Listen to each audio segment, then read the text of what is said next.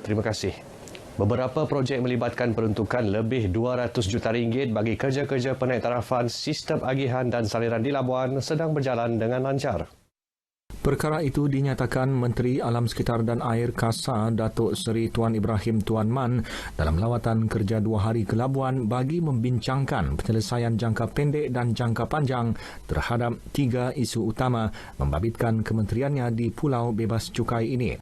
Ada beberapa isu yang berlaku di sini yang saya suruh turun, contohnya sistem pembentungan, dan semalam kita pun dalam perancangan di peringkat kementerian untuk naik taraf dan wujudkan sistem pembentungan berpusat. Yang keduanya isu bekalan air, kita teknologi baru yang sedalam pembinaan dan kita jangka semua itu akan boleh membantu masalah bekalan air di Labuan, dan isu yang ketiga akan banjir dan kita ada perancangan di peringkat Jabatan Pengairan Saliran di Labuan untuk kita atasi perkara tersebut.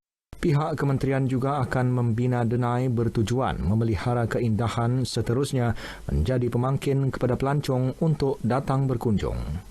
Sejumlah 14,000 individu telah berdaftar untuk penerimaan dos vaksin COVID-19 menerusi program imunisasi COVID-19 kebangsaan bagi fasa kedua bermula 19 April ini.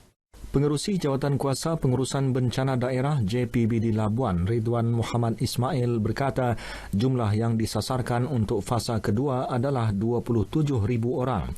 Namun sehingga semalam jumlah yang telah mendaftar hanya mencapai 50% daripada sasaran yang ditetapkan. Masih lagi ada segelintir ataupun penduduk yang masih lagi merasakan was-was ataupun sangsi untuk mendaftar, dan juga mereka ini lebih gemar untuk tunggu dan lihat.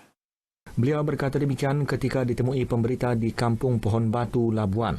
Bagi mencapai sasaran, langkah yang diambil oleh pihaknya adalah menyarankan kaki tangan awam di pulau ini untuk mendaftar segera seterusnya menerima dos vaksin tersebut. Pelaksanaan demikian akan memberi keyakinan dan menggalakkan penduduk setempat untuk daftar terima vaksin berkenaan.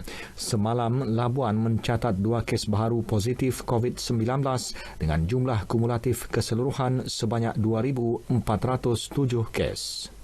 Dalam perkembangan lain, 3 pusat pemberian vaksin PPV telah dikenal pasti bagi pelaksanaan pemberian vaksin COVID-19 bagi fasa kedua. Ia melibatkan Klinik Kesihatan Membidai, Rumah Sakit Angkatan Tentera dan juga Dewan Serbaguna Perbadanan Labuan. Pengerusi Jawatan Kuasa Pengurusan Bencana Daerah JPBD Labuan, Ridwan Muhammad Ismail berkata jumlah pusat itu memadai untuk menampung jumlah penerima vaksin berdasarkan penelitian dan perancangan di bawah pasukan projek pengurusan yang diketuai oleh Pengarah Jabatan Kesihatan Labuan. Sebenarnya untuk ketiga-tiga pusat ini, yang pusat yang paling besar nanti adalah di Dewan Serbaguna Perbadanan Labuan, yang mana kita menyediakan lebih kurang 10 saluran. Jadi kita mengadakan dalam 900 lah untuk kita sehari yang kita boleh laksanakan, insya-Allah. Dalam pada itu, Jabatan Kesihatan Negeri juga telah menyediakan pusat khas iaitu Hospital Labuan untuk pemvaksinan kepada pesakit-pesakit yang berada di hospital berkenaan. Perancangan 3 pasukan bergerak untuk pemvaksinan turut akan dilaksana membabitkan Jabatan Kesihatan dengan berkolaborasi Jabatan Kebajikan Masyarakat JKM. Pasukan tersebut memfokuskan kepada golongan istimewa dan juga warga emas yang mempunyai kekangan untuk ke pusat yang telah ditetapkan. Analisis ekonomi tempatan menunjukkan pelaksanaan pemberian vaksin menerusi program imunisasi COVID-19 kebangsaan mampu merancakkan kembali pertumbuhan ekonomi negara pada tahun ini. Pengasas firma akauntan kumpulan Cheng & Co, Datuk Dr. Chua Hock Hu berkata, pemberian vaksin di seluruh negara bakal membawa pemulihan serta meningkatkan aktiviti perdagangan dan kemasukan pelaburan ke negara ini. Itu COVID-19 dari 18 hari bulan Mac 2022 sampai sekarang. Sekurang-kurangnya dia estimate sudah affected itu bisa 300 billion in total. Average satu hari 2.4 billion a day. So it's a very serious on the COVID. That's why we see government try to do their best.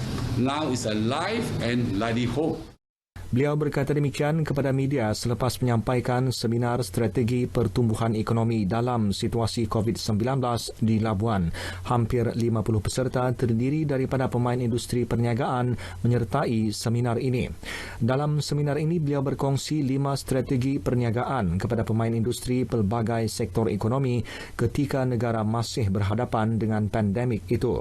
Antaranya unjuran akaun tunai dalam operasi perniagaan terutama membabitkan perusahaan kecil dan sederhana PKS, insentif digitalisasi dalam pemasaran, pematuhan prosedur operasi standard SOP bagi mengawal pandemik COVID-19 serta mempersiapkan tahap pemikiran para peniaga. Ini kerana banyak syarikat berhadapan risiko dengan mengecilkan saiz perniagaan sehingga ada yang terpaksa menghentikan operasinya yang mengakibatkan ramai kehilangan pekerjaan. Dengan itu, sekian paparan berita wilayah dari Labuan. Terus patuhi SOP PKPP. Kembali semula ke Angkasa Puri. Silakan. Terima kasih, Randy.